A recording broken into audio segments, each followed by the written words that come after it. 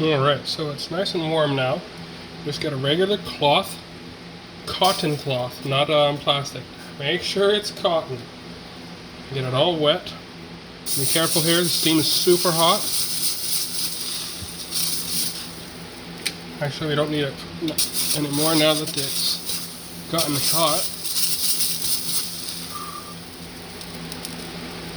You might need to rinse your cloth a few times. Just be super careful not to touch the burner. For extra safety, you can use a hot pad or a mitten or something. Preferably one that isn't water permeable, because the steam will go through to the mitten and will burn you unexpectedly.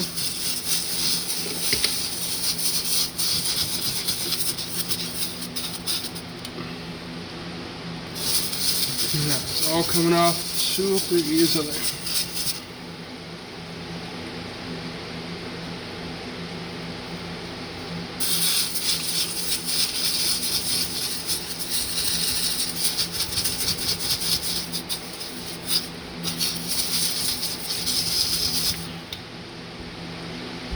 Good to rinse out your cloth every once in a while so that you get some of that carbon out, and to make sure that you're not burning the cloth. If you can't burn the cloth, you don't want to do that. And you got to make sure that you use enough water as well, so that it doesn't run out, or steam doesn't get off.